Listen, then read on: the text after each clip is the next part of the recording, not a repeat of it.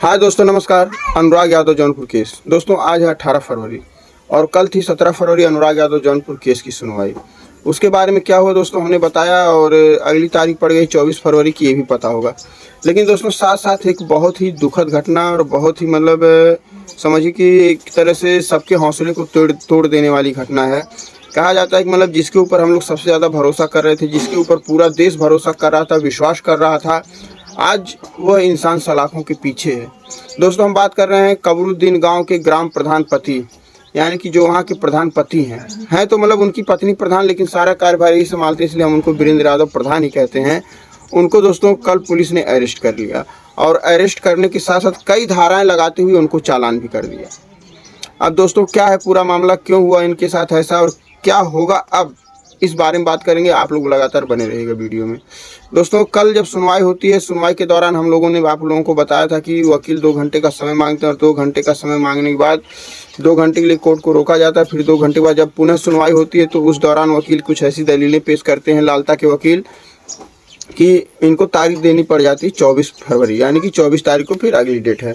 और कल कोर्ट में अनुराग के पिताजी भी आए थे और कल काफ़ी उम्मीद थी, काफ़ी लंबी चौड़ी बहस भी चली, बहुत कुछ हुआ कोर्ट में। उसके बारे में दोस्तों अगले वीडियो में बात करेंगे। लेकिन दोस्तों उसके बाद शाम को 4 बजे तक प्रधान जी और अनुराग के पिताजी सब लोग कोर्ट में ही थे और उन्होंने इंटरव्यू भी दिया। इंटरव्यू देने के दौरान दोस्तों इनको गिरफ्तार कर लिया जाता है। गौरापुर बादशाह थाना क्षेत्र की पुलिस जो है प्रधान जी को गिरफ्तार करती है और गिरफ्तार करने के साथ साथ कई धाराएं लगाती हैं। धाराएं क्या हैं वो भी आपको बताएंगे और क्यों गिरफ्तार किया गया ये भी बताएंगे। दोस्तों एक है अंकित यादव। अंकित यादव 16 फरवरी 2025 की बात है कि उन्होंने जो तहरीर दी थी 16 फरवरी 2025 को, पुरानी रंजिश की वजह से उन्होंने तहरीर दी थी कि जो वीरेंद्र यादव प्रधान हैं इन्होंने जान से मारने की धमकी, गाली गलौज देना, भद्दी भद्दी गालियां देना और अपने साहस के दम पर, अपने प्रभाव के दम पर इनको दबाने का प्रयास करना, इस तरह की धाराएं लगाते हुए इस तरह की धाराएं लगाते हुए वीरेंद्र यादव प्रधान के ऊपर तहरीर दी गई थी और तहरीर के आधार पर इनको अरेस्ट किया गया। अरेस्ट करने के साथ साथ दोस्तों इनको अरेस्ट तो किया ही गया, अरेस्ट करने के साथ साथ इनके ऊपर और भी कई धाराएं लगाई गई और इनका चालान करके इनको जेल भेज दिया गया। तस्वीरों में आप देख सकते हैं। यह बातें जो भी हैं पुलिस मीडिया सेल के द्वारा जारी की गई, जो मीडिया को पता चले और मीडिया वाले जान सकें। और यह बातें जो है जब पुलिस कोई भी ऐसी बड़ी गिरफ्तारी को अंजाम देती है तो इसको सोशल मीडिया पर जरूर डालती है और पत्रकारों से भी प्रेस कॉन्फ्रेंस करने का प्रयास करती है और प्रेस कॉन्फ्रेंस भी हो सकता है इस मैटर को लेकर के। अब दोस्तों वीरेंद्र यादव के जेल जाने के बाद अनुराग यादव के इंसाफ के लिए जिस तरह से लोगों की एक उम्मीद थी कि एकमात्र वीरेंद्र यादव ही ऐसे हैं जो अनुराग यादव को इंसाफ दिला सकते हैं, क्योंकि वह हर तारीख पे तारीख हर बार वह समय से पहले पहुंचते थे, पूरी सुनवाई होती थी, तारीख देखते थे, अगली तारीख पड़ती थी तो दूसरी तारीख पर भी आते थे। पूरी तरह से वो एकदम एक्टिवेट थे और एक वही थे कि जिनके ऊपर उम्मीद थी और भरोसा था पूरा कि जो अनुराग को इंसाफ दिला सकते हैं, जो अनुराग के पिताजी के साथ कंधे से कंधा मिला करके चलते थे। एक अपना परिवार का इंसान उतना नहीं करेगा अनुराग के लिए जितना प्रधान जी ने किया। प्रधान जी को लगातार आए दिन धमकियां भी मिलती थीं और उनका घेराव भी किया जाता था और उनको यह चेतावनी भी दी जाती थी कि प्रधान बहुत जल्द जो है इनके साथ भी कानूनी कार्रवाई हो सकती है। और प्रधान जी ने अपने बयानों में यह कहा भी है कि अगर पुलिसिया कार्रवाई अगर मेरे ऊपर ना हो तो मैं कभी भी अपना कदम पीछे नहीं हटाऊंगा। लेकिन अब प्रधान जी को, जो बहुत ही दिलेरी और बहादुरी से खड़े थे, उनको जेल में जाने से दोस्तों इस केस में बहुत ही बड़ा प्रभाव पड़ेगा। अब ये दुराचारियों का मनोबल और ऊंचा हो जाएगा। जिस तरह से प्रधान जी ने कहा था कि अगर प्रशासन के द्वारा फैसला नहीं आता या फैसला आने में बहुत ज़्यादा देरी लगती तो ये अपने तरीके से, अपने पावर से लालता को, मकान को गिराने का प्रयास करेंगे।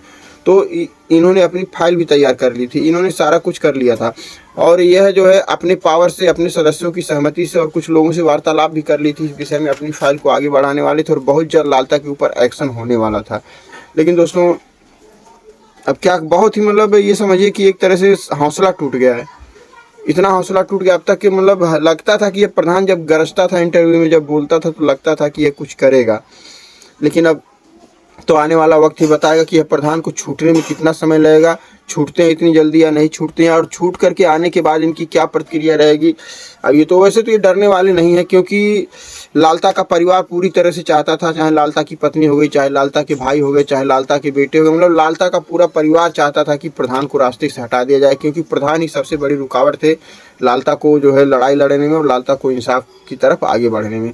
यह जिस तरह से लालता के हर पैतरे को, हर दाव को काटते थे, उस तरह से लालता की निगाहों में, लालता की पत्नी की निगाहों में पूरी तरह से धंस चुके थे। जब लालता की पत्नी कोर्ट में आई थी उस समय क्या हुआ दोस्तों, उसके बारे में भी हम आगे विवेचना करेंगे और इसके बारे में भी आगे हम बताएंगे आप लोगों को।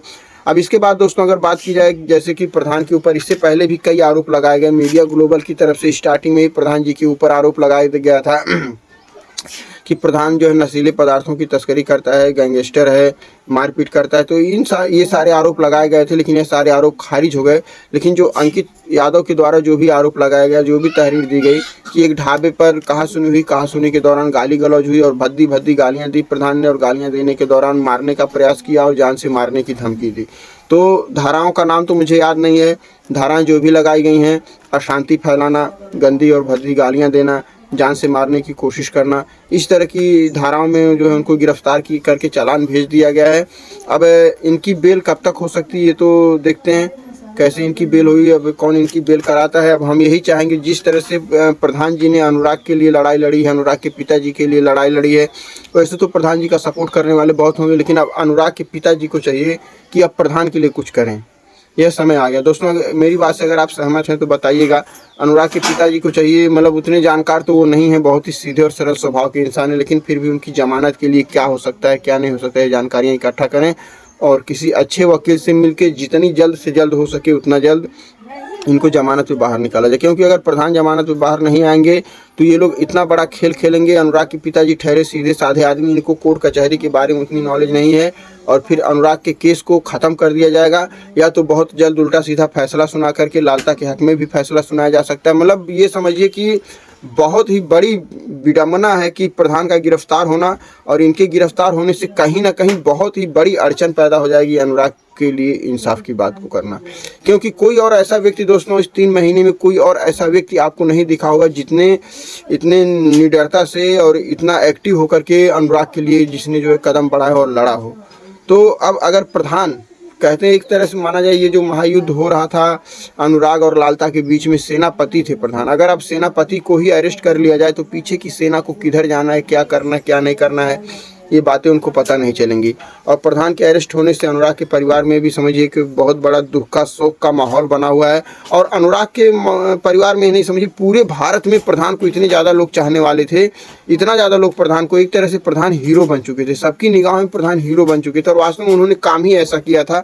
लेकिन अब पुलिस की कार्रवाई है, उसके बारे में हम लोग कुछ बोल नहीं सकते, आखिर पुलिस ने क्यों अरेस्ट किया ये आपको बता ही दिया है मैंने। बाकी और भी जैसी भी जानकारियाँ आएंगी हम आपको इस चैनल के माध्यम से देते रहेंगे। तो दोस्तों जितने भी नए लोग हैं चैनल को जरूर सब्सक्राइब कर लीजिएगा, और आप अपनी राय कमेंट बॉक्स में ज़रूर दीजिएगा कि आखिर प्रधान जी को अरेस्ट करने के पीछे पुलिस का क्या मकसद हो सकता है, या उनके ऊपर जो धाराएं लगाई गई, या उनके ऊपर जो तहरीर दी गई, जो आवेदन किया गया, उसमें क्या रोल है और क्या सही है क्या गलत है। आप लोग अपनी राय कमेंट बॉक्स में दीजिएगा। मिलते हैं नेक्स्ट वीडियो में दोस्तों, तब तक के लिए जय हिंद, जय भारत।